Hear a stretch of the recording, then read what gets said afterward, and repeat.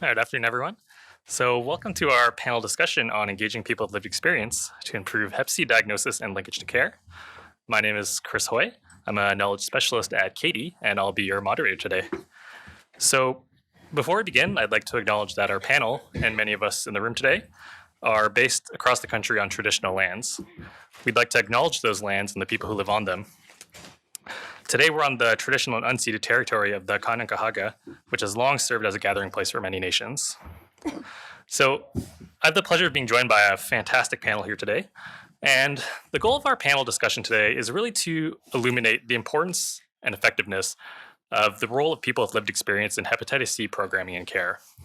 So, we hope by the end of the session that what you'll take home is some learnings about how you can begin thinking about what a peer program could look like at your organization or in your community, and what your role might be in getting it there. So I'll get my panel to introduce themselves. Maybe I'll start closest to me and just kind of say who you are, what you do, and where you're from. Oh, sure. Oh, sorry. We're off to a good start. I thought you were going to introduce us. My name is Kate Mason. I work with the Toronto Community Hep C program, and I do research and evaluation. I'm a community-based researcher that's been working with the program for several years now. Hi, I'm Jennifer Brad. I am a community support worker with the Toronto Community Hep C program. I have the lived experience of Hep C, currently cured of it, and the experience of drug use. Hi, I'm Barb Bowditch, Outreach Care Navigator for Access Place. We're out of Prince Albert, Saskatchewan, so I think we're like a fish out of water because we're surrounded by Easterners, but I think we're okay. Hi, my name is Nicole Valentine. I'm with the peer program in Prince Albert, Saskatchewan. I'm one of the peers.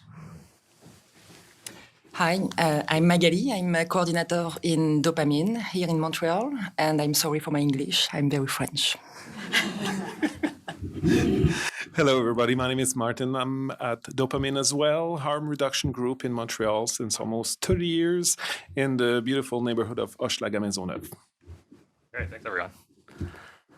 So we're honored to be joined by these three organizations. You know, they each have different perspectives coming from different places in the country and working in different environments on how they work with people with lived experience.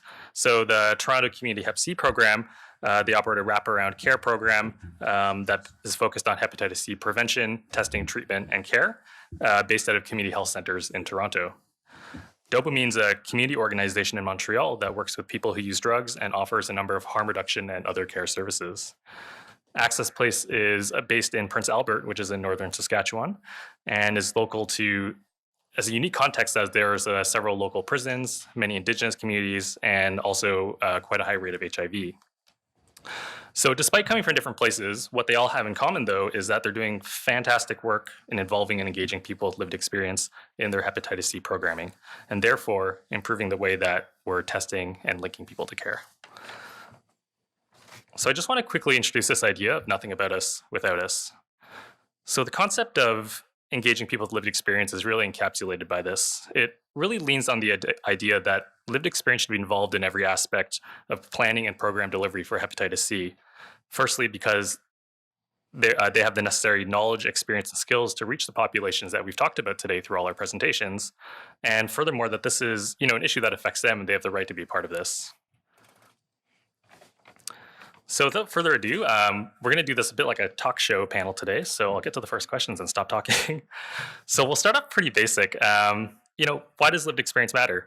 What are the specific skills that someone with lived experience can bring that others cannot? So Megley and Martin, maybe we'll start with you. How does lived experience help you build relationships in your community? Oh, well, thank you. First of all, thank you for having us this afternoon. And don't worry, it's almost happy hours. We work with an organization that works with, as Chris said, with the people that use drugs under a context, and it's for us very important to put it, under a context of a violent prohibition that's been going on for hundreds of years, with stupid laws that criminalize and stigmatize people. We talked earlier about stigma, but just to illustrate how what's the context that we work with, what if I ask you this afternoon, how many of us use drugs on an occasional basis or a regular basis? Please raise your hand. Thank you. If I'd say the same question, how many of us occasionally drink alcohol? Raise your hand. Thank you. Just to demonstrate how people are stigmatized or are a lot of time hiding from their living situation, we need to think differently. We need to think ourselves about what people needs so we can create programming and different program. And this is what people have to say to us. So for many years, and what people do need the most is spaces. People need environment, and people need physical spaces where they can be welcome, and that everybody can be welcome. People need a space where they can be listened. People need a space where they can have non-judgmental aspect and a respectful relationship. Also, people need a space where we can use proper language. And I'm not talking about bad word here. I'm talking about language that we can understand each other, especially regarding health issues. Sometimes it's quite difficult to understand what the professionals are saying about our body. People also need a place where they can belong, and people need a space where we can provide a holistic care so that people are not treated as a disease, but as a normal person. So people with lived experience bring equal relationship and a sense of belonging. We don't consider ourselves as an expert. We work alongside with a warm welcoming. So Jen and Kate, I'll go to you next. We've talked before how lived experience is a type of expertise. So can you describe how at your program you integrate this? Okay, so we're lucky the Toronto Community Hep C program sort of approaches involving people with lived experience the same way that we approach offering treatment to people, which is from a harm reduction perspective. We don't also then deny people employment because they use substances. And we're lucky that the principles of nothing for us without us are quite embedded in each of the agencies where we work. And at South Riverdale in particular, where our community support workers, who are all current or former clients, are employed from that agency. That's where that component of the program lives. There is a really long history of harm reduction. There's a long-standing harm reduction program there that really brings an understanding that every client is a potential coworker. And so we see involving people with lived experience as an investment in the sort of a type of community development where we're investing in those individuals, but also in our program and in our community. And what else? So we try to embed it in sort of in all aspects of our program, not only our harm reduction programs, but our programs that work with newcomers, and but in particular, and to offer people different opportunities for involvement. So lots of flexibility and kind of different thresholds of involvement because of the criminalization of drugs. Not everyone's had an opportunity to have a job in the formal economy. So we want to sort of offer people the flexibility and the accommodation that we're all entitled to as employees, but with acknowledgement that, it's very worthwhile, although, people have their sort of hesitations and challenges about doing it. And a coworker once said to me that lived experience equals uncredentialed expertise. And I don't think it's any less impactful or less important than someone who has, gone to school for many, many years. You PhD candidates, you. but and our program, it utilizes that uncredentialed expertise to leverage and to create buy-in with the communities that we're trying to serve, and also to make our programs meaningful and relevant. It's a way of, as both Kate and Chris have said, about providing opportunities that, or an environment that is like for us. So nothing for us without us. So often our communities, particularly within the world of Hep C and the intersectionality of injection drug use, those communities are usually very highly stigmatized and discriminated against, where their power of self-determination and autonomy is stripped. And so utilizing people with lived experience in the programming in like all aspects of program development and research helps to get people give them their power back, and to where they're able to self-determine what it is that they need. And so our whole program is all about increasing capacity. Even at the level of a client coming in, we look to increase capacity, and then we look to build on that continually to the, as Kate said, as potential coworkers in the future, if that's, the route that someone wants to take. Yeah. Great, thank you. So Nicole and Barb, can you talk a bit about, some types of situations in your work where it's actually more effective for someone with lived experience to lead the work? Okay, well, I'll take part of it.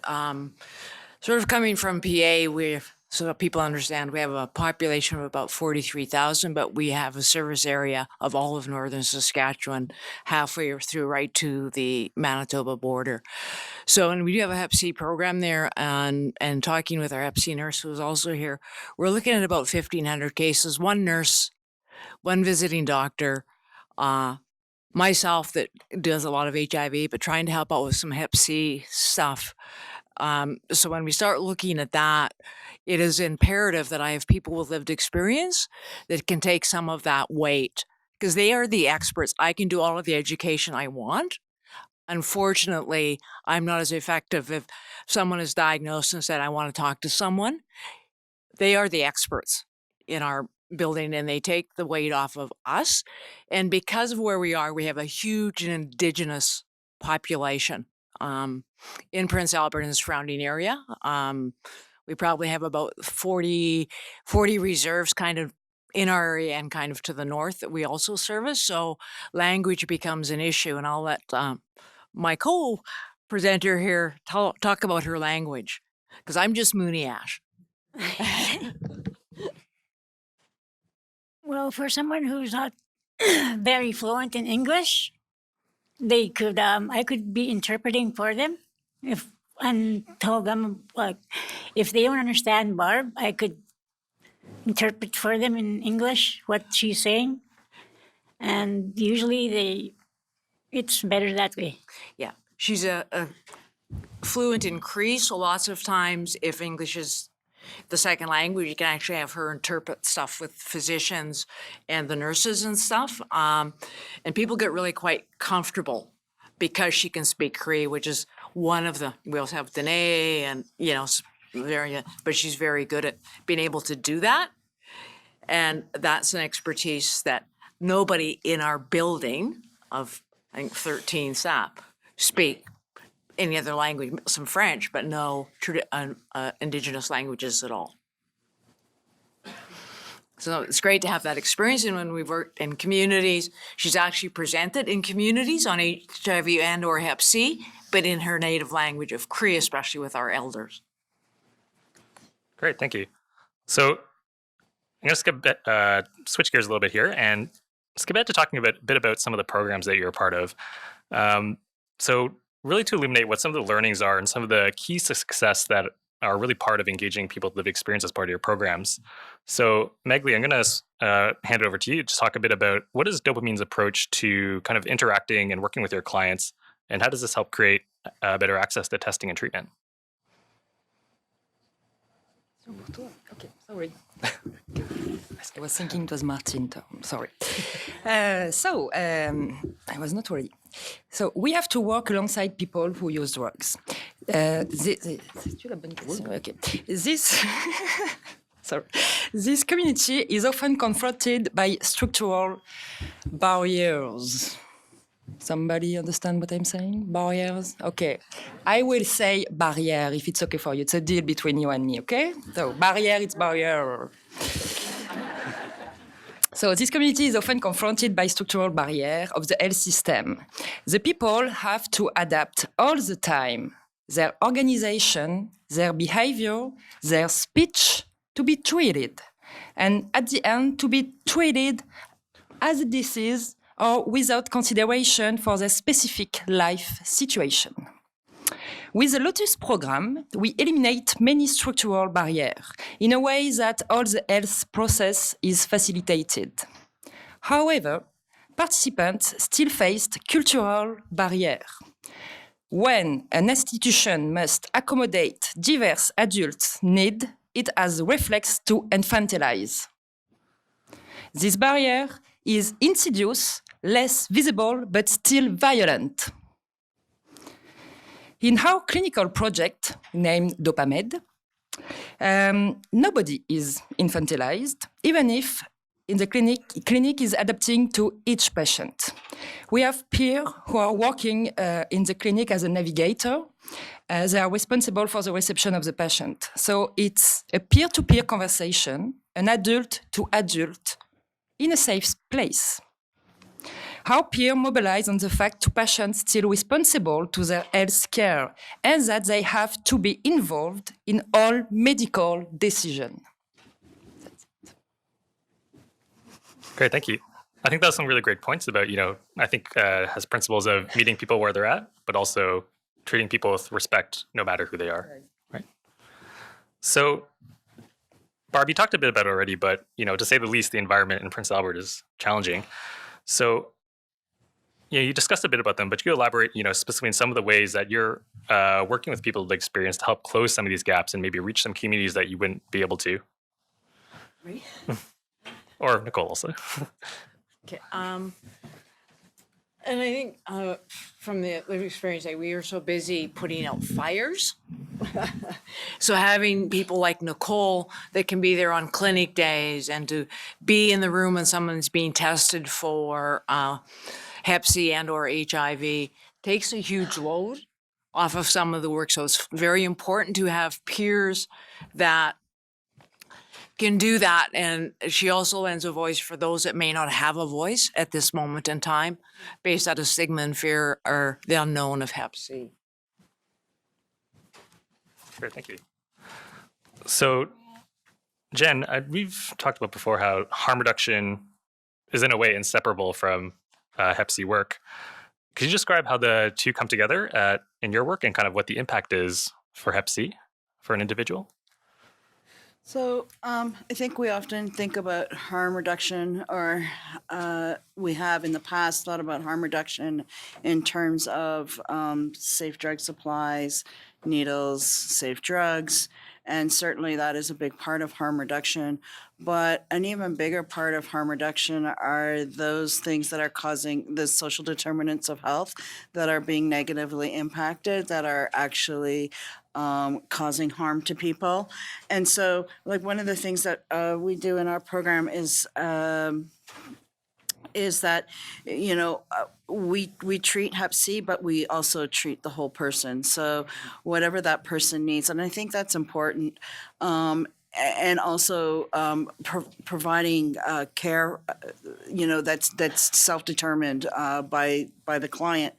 And so, for instance, myself, when I came to the program, I was not really interested in getting my Hep C. That had absolutely that was not a caveat for me. But what I did need was I needed help getting my financial situation in order, and I needed help with housing, and I needed help with other things. And so, I came to the Hep C program with that, with kind of with that, like I've often heard someone say the Hep C is a carrot that gets the person in, and then you look at them where they're at, and you deal with whatever issues that they have or whatever they feel is important. What are their priorities, and then hopefully somewhere along the way you develop and build on those trusting relationships, which then allow you to treat the Hep C, and so. So that for me is harm reduction. Harm reduction is actually looking at the whole person, not just their drug use, and it's also honoring what they feel their needs are. And sometimes that means you put what you think is important on the back burner because it's really not about you, and deal with that. Yeah. So that's it. Yeah, thanks. So think about sort of, I guess, the macro view of things. Martin, could you talk about a bit from the perspective as the executive director of an organization? What does it mean to have lived experience integrated in all parts of the organization? Well, the thing our kind of program needs to be committed to the community, and if we're not committed, we need to basically get out. Under this context that we're talking earlier, we cannot only provide services. We need also to fight for the rights of people who doesn't have a lot of rights in the communities. So we need to be there. We need also staff to think about why they are engaging and why they care in the communities. So those two questions needs to be addressed to all staff in our program. Even the board of the program needs to address those issues in order to again create spaces for people who have lived experience, and it's truly essential that the harm reduction program have those questions addressed frequently. Why? And those questions are pretty much two simple questions. Why are we engaging in this community, and why we care? We've been living across the country. There's more than 10,000 people died of drug overdose in the last 3 years. We have to do something. We need to be engaging even more than what we are right now to make significant changes, not only regarding the Hep C and the HIV, but regarding to stop and prevent those deaths. That they are all evitable. Those deaths should not happen in our country. Great, thanks. And I think for many people in the room, like probably a lot of us work in organizations or agencies that, are currently either not on board or just haven't gone to that length yet to work with people with lived experience. So Kate, could you talk a bit about at your agency, what the kind of broader attitudes and kind of experiences are with other staff at the organization? So how we sort of the focus group. Okay, great. So we did ask because there is like a kind of a strong commitment, but often I think where we sometimes run into a bit of tension and where we hear about it elsewhere is kind of in the weeds of just the logistics of like human resources and finance and how we're going to pay people and what about a police criminal record check and how do we get around these rules that we have for people. And so we did actually a focus group with our admin staff who at one of the agencies. And what they said was that, certainly there are some unique challenges, but they're more about the individual than the group that like someone with like a peer represents. So it's not, in fact, there are a lot of groups, staff groups like the doctors who have unique challenges that HR and admin have to work around, and that really any kind of issues are more about the individual and can certainly be overcome. And they identified, things that sort of help them understand the need to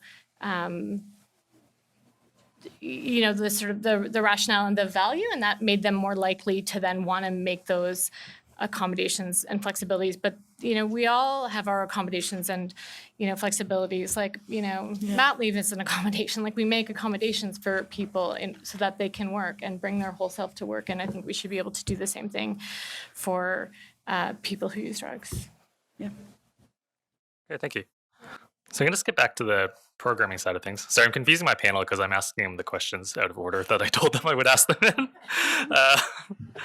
So Nicole and Barb, you know, can you talk a bit about some of the new opportunities or maybe some of the challenges and kind of like the forward-looking in Prince Albert of how you're working with some of the communities you're outreaching with and how you might address those? I can try some of that. So I know if we look at the work in Prince Albert, we primarily the role that I play as an outreach care navigator is one of the first questions I always ask are people that may come into my office. It is, what is it you need from me today? And it's about building that relationship. It's about not being judgmental, but a lot of the challenges is how do they get to my office? Right? When you're living in a community that's an hour and a half away, how do you get to see me? You know what? Call me, I'll go see you. And so some of those challenges is geographic.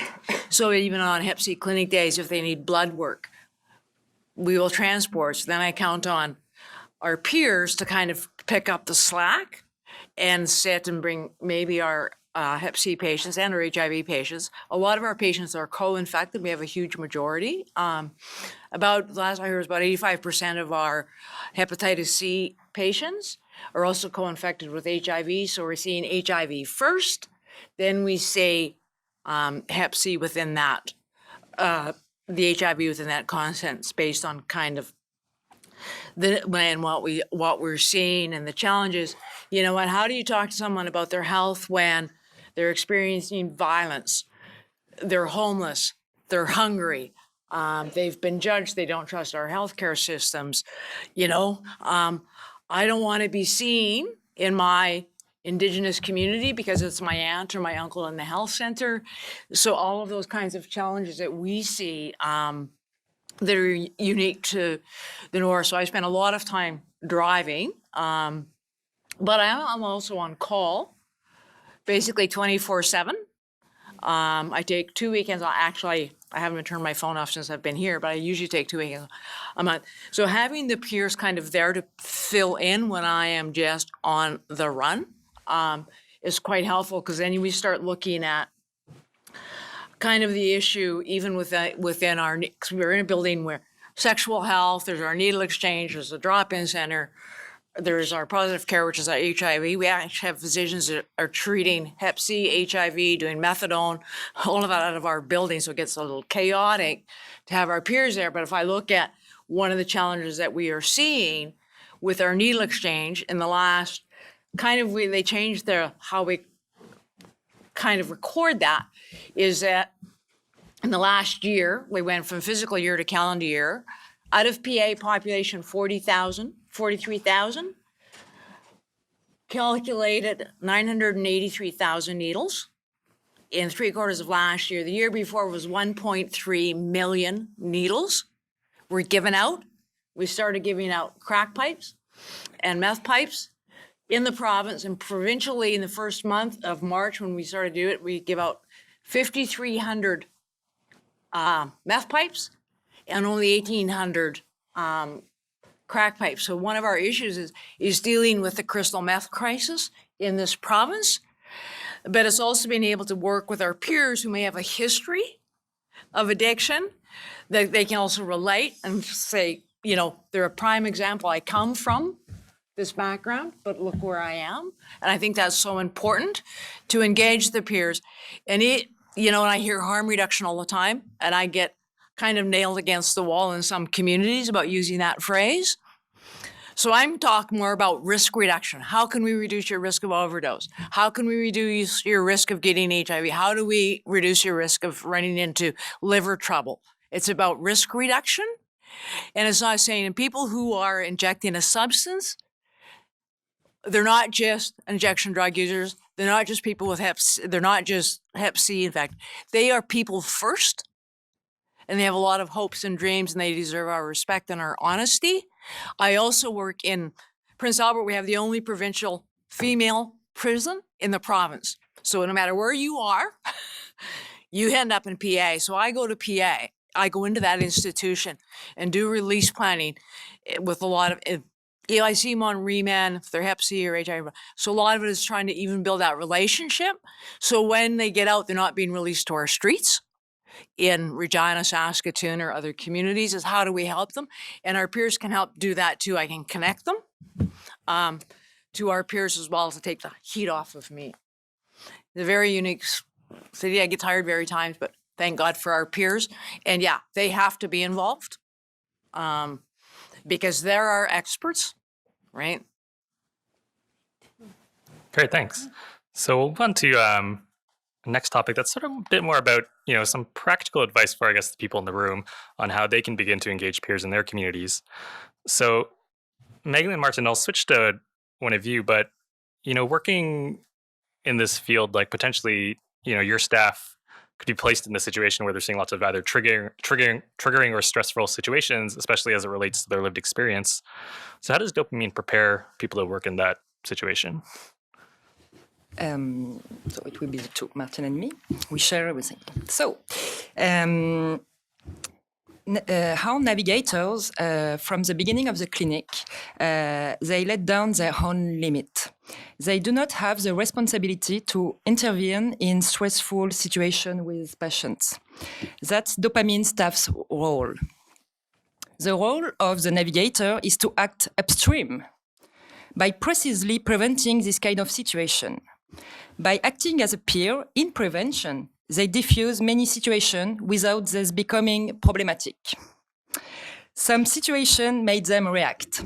So we try to take a step back together during post-clinical supervision. It's the peer, doctor, and myself. So we try. We were talking about a lot of our speech is around creating spaces. So we talk a lot about creating the physical spaces, but we also need to have program spaces in a sense that in our program like dopamine, we need many level of engagement and many level of involvement inside our program.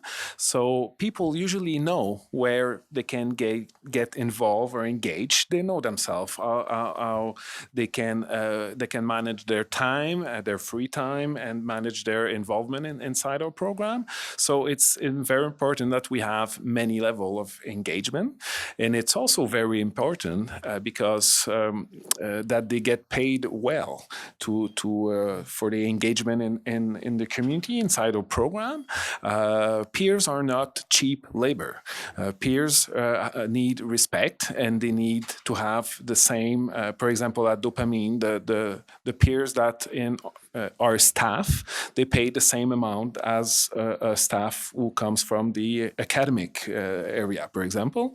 So we need to pay them well. And there's some people who doesn't want to come staff in our program, and it's fine also like that. They just want to get involved a couple hours a week or so. And we need to also create those programs so people can have many opportunity to be involved inside our program.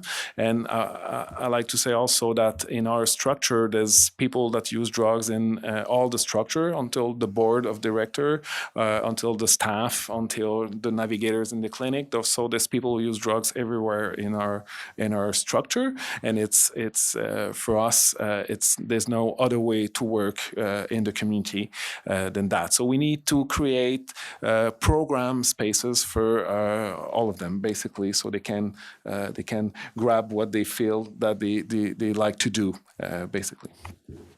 Great, thanks. And so, Jen, I'm going to ask you this first, but I'll open up to everyone else on the panel as well. Can you talk a bit about how organizations can really meet the needs of their workers and, more specifically, treating them in a way that's fair, especially in the case of things like compensation? Yeah. So, okay. So I I used to say all the time that it's really important that the people be paid a wage and that they're put on, they're paid a decent living wage, an hourly wage, that they're not paid in gift cards or not. And I used to be really adamant about this. And unfortunately for you guys, my thinking is changing a little bit on this. So let me try and work this through. I think in certain provinces, like you take, what Doug Ford is like screwing us, the way in which we're getting paid might have to actually change a little bit, and so that we're not necessarily having to claim it as income. So, because for many people with lived experience who are working in the field, we're also on ODSP. And so now we're having to choose between, okay, like how much am I going to want to work and how many hours? And so it would be really cool if places were flexible in terms of how they paid people. Having said that, if you're going to pay someone with a gift card, if they work 4 hours, don't give them a $20 gift card. What do you think 4 hours is worth? And so, I'm not saying that you should do it this way, but maybe being flexible. I mean, honestly, why do we pay people in gift cards? I think there's part of it has to do with the fact that we want to, we're going to protect our peer workers from like harming themselves. Well, no one tells you how to spend your money. Right? No one says to you, oh, gee, yeah, we're going to give you a grocery card because, yeah, I'm afraid you might go out and Have a glass of wine. have a glass of wine. Yeah. And so, I don't think that it that whole mentality of having to protect people. And I think that's like, if you're going to utilize people with lived experience and in your programming, and I don't see why you wouldn't, because quite frankly, I'm the bridge between all you technical geeks. And sorry, love you. You're great, because we couldn't do it without you, right? We wouldn't have treatment as it stands without all you technical geeks. Sorry. And obviously that didn't go over very well. Okay, sorry. And the people that you're trying to reach, right? Those people who are like, the homeless population, the drug using population, the incarcerated population. I'm your link to them. I am what allows you to do what you're doing all your research for and all your stuff, right? So, okay. And I just totally lost my train of thought, so I'm going to stop there. I know I was going somewhere with it, but I'm not sure where. Okay, so I have some nervous timekeepers looking at me, so apparently we're going over time. But just really quickly, any last thoughts on just general advice or support on how people in the audience can think about building their capacity to take on support peer programs, and maybe how they can either convince leadership or change attitudes at their agencies. But very quick though. And I think, if you're looking at doing that, and compensation is a huge issue. And I know in our province, we pay our peers kind of an honorarium just because of their assistance. We to offer them full-time employment in our area, because we're a health authority, we would have to post it, and there's no guarantee I would get the people that I have. But really, if you're looking at doing something in your community, just stop and think for a minute. How do you engage those people that you're trying to? Is you need it through the people with the lived experience. I learn every day from the peers that I have. They teach me a whole lot about how to engage people and what they can actually do. So if you are going to do it, put some pressure on whoever your funders are. And we put pressure on our province because that's who funds our projects across the province. But you need to really think and put some pressure on those funders to make sure you get people with lived experience involved in your programming, helping design your research. They should be advisors on every research project around Hep C. They have the lived experience. So if you're doing research, please ask them, get them on as at least advisors, because they have the experts and the connections. So really take a look at, sometimes we have to take a look in the mirror and eat a bit of humble pie, which I've had to do on numerous occasions. But really, we need to sit back and take a look and just think about how could we make this, we're talking about, getting rid of Hep C. Well, we're not going to get rid of it unless we all get a body of, I go back to the AIDS movement. Where are the people with Hep C, the old ACT UP, to start lobbying for change so all people with Hep C gather and create this change so that we get somewhere? So really take a look at those kinds of things and how can you navigate to get people in and make your work so much easier and so much rewarding. I just want to add to we and I think Katie has it on as one of their resources. So if you're interested in actually how like the nuts and bolts of how to start a peer program and to work towards getting people with lived experience in your programming in all areas. The Toronto Community Hep C program recently put out a peer training manual that kind of goes through all like how can you talks about how you can Kate. This like it has